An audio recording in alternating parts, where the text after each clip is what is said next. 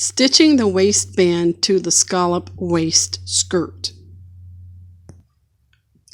You will need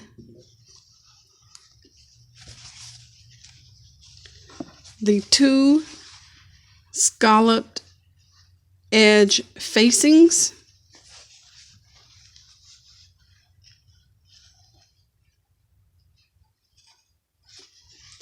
you will need the 2 skirt sections, front and back. You should have the scallop shape at the top.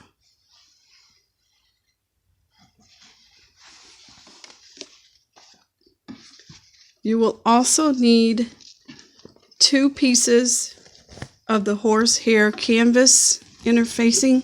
I'm using regular interfacing. Actually, this is fusible, but we're going to treat it as it's the horsehair canvas interfacing. 2 pieces cut the same as the facing pieces. Notice the scallop edge.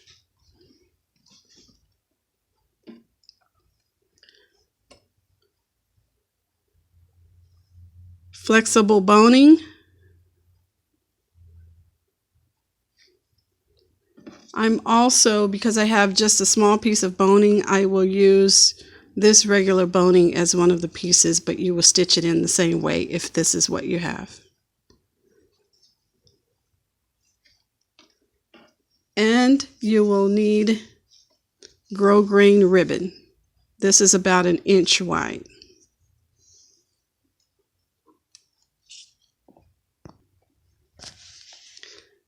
We are starting at step C.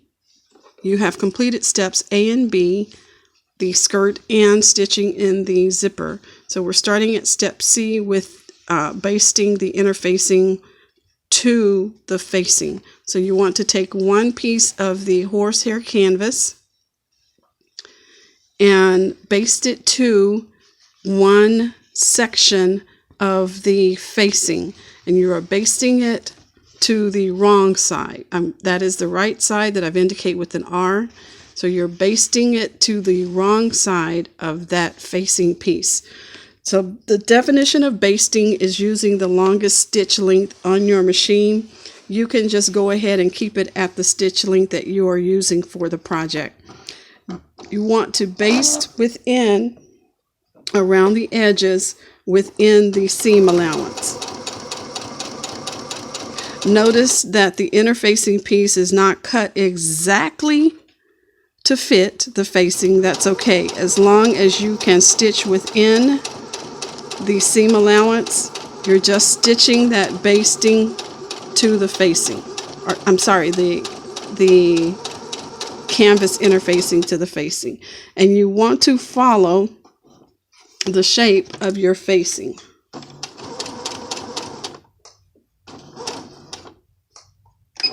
And as much as possible, stay within the seam allowances.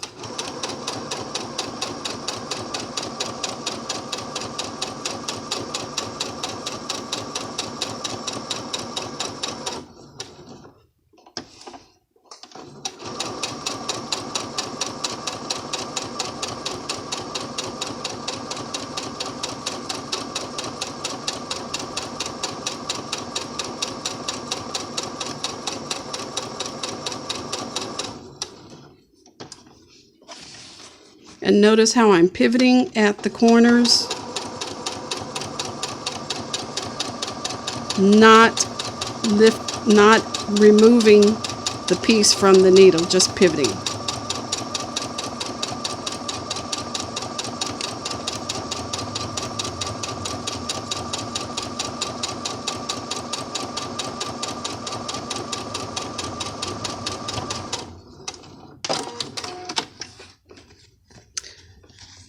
Just a tip, you can pin the interfacing to the fabric piece and then stitch it to help you keep it in place while you're stitching. So on the right side, the stitching looks like this, but that stitching is not going to show because it is within the seam allowance.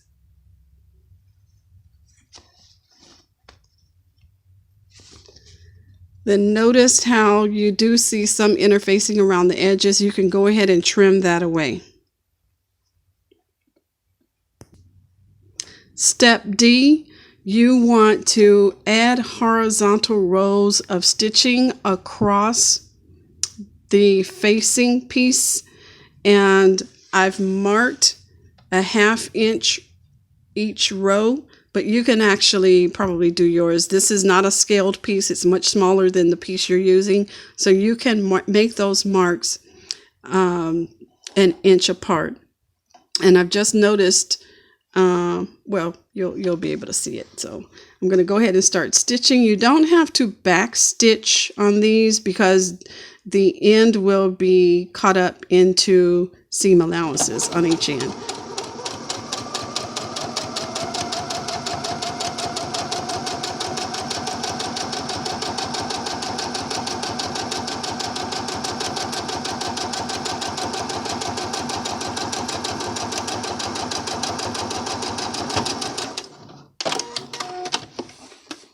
And start with the next piece. Be sure to keep your tail threads to the back. And you want to continue through to stitching all of those horizontal lines.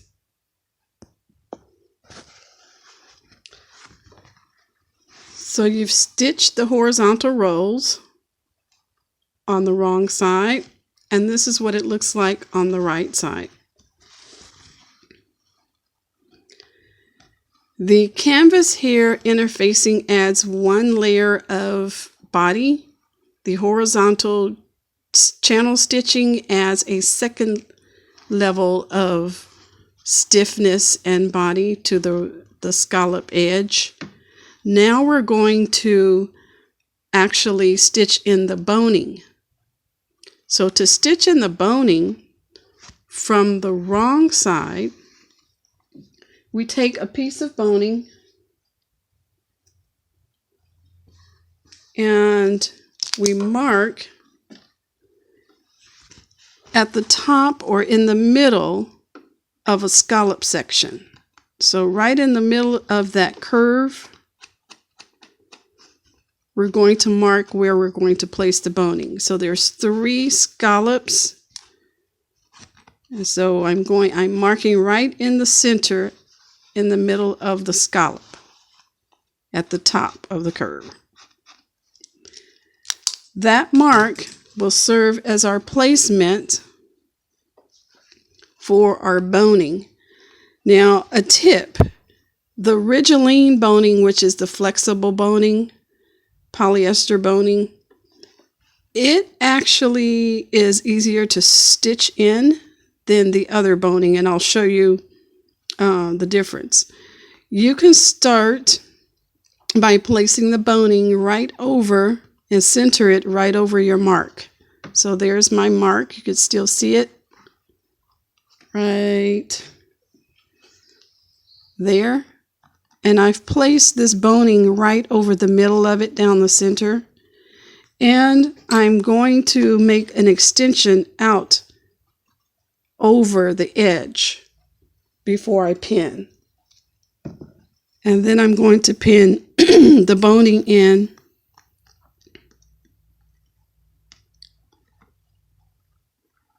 horizontally just to keep it in place, just like that. And then you can pin down the edge of the boning.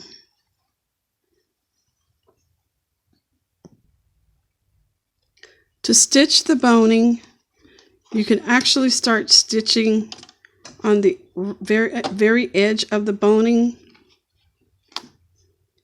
and you want to back stitch on your fabric to securely stitch the boning in. Do not sew over your pins.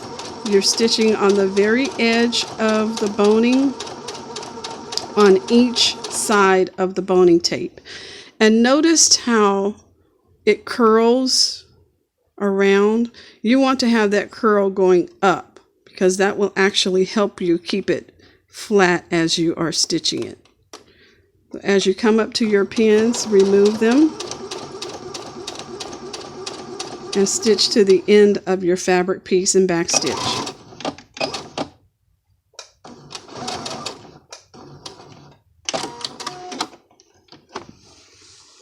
So I've stitched in one side of the boning,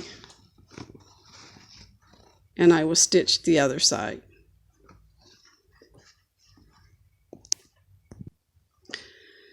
There is a second type of boning, this black boning, that is actually stiffer than the Ridgeline polyester boning. You stitch it in the same way, it just gives you a little bit more body, a little bit more stiffness than the polyester. And this one is actually a very hard plastic or polyester stem. I don't know if you can see that. It's a polyester stem that is actually, there it is, polyester stem that is covered by a grosgrain ribbon. Okay, and you stitch it the same way on each side. So since I ran out of the Ridgeline, I'll stitch this one in so you could at least see the difference. Again, back stitch.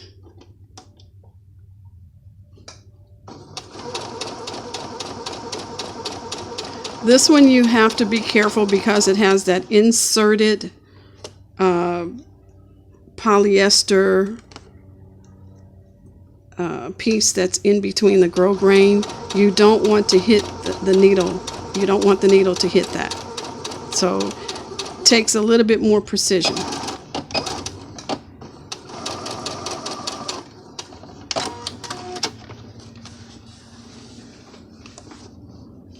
And stitching the other side.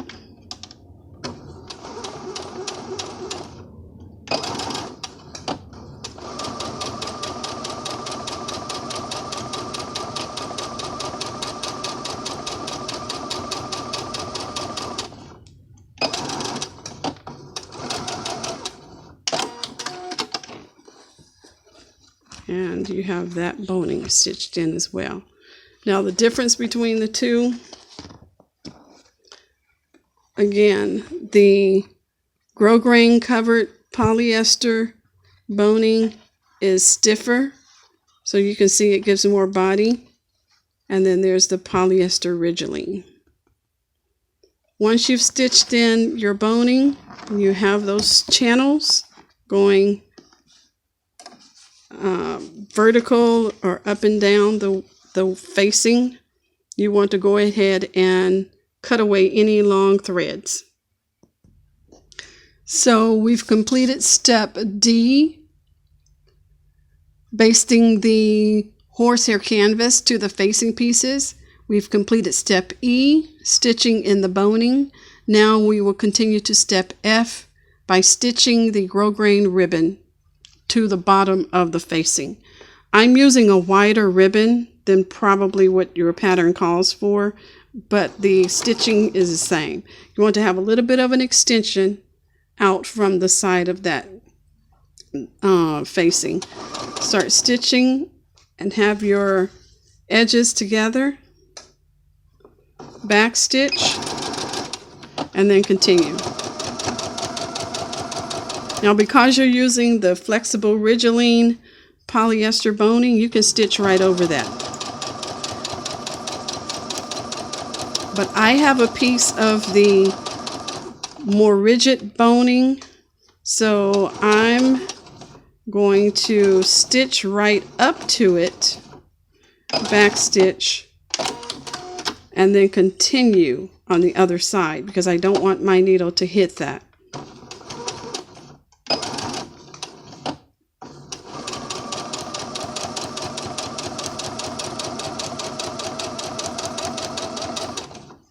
And again, there's that polyester boning. I'm going to continue stitching right across it. come to the end of my facing back stitch, and then I will stitch the other side or the other edge of the ribbon in the same manner. Once you have completed step F, stitching the grosgrain ribbon to the bottom edge of the facing piece, you want to go ahead and trim those edges on the side and even them up to the facing pieces. Next thing you want to do is, with the right sides together,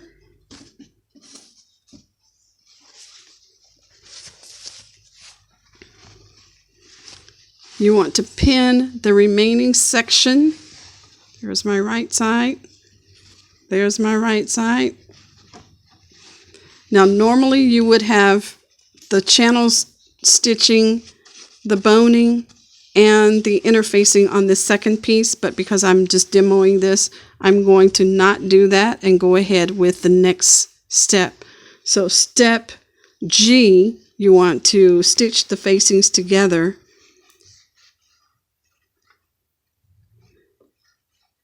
at the right side seam. So the right side seam is the seam that you will not have the zipper in. So if that's the right side seam, you're going to stitch those facings together at this right side seam. And I will do that now. Okay, I'm actually starting at the bottom of the facing piece on the straight edged and not the scallop edge, and I'm going to stitch a 5/8 inch seam allowance, stitching the facings together at the right side seams, and that is step G.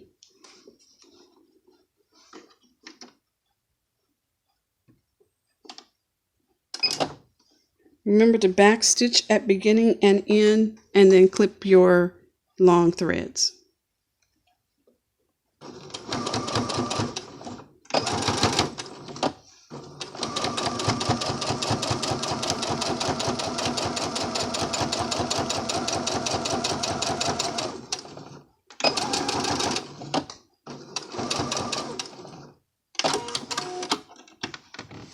And I will stop here, and we will complete the rest in class.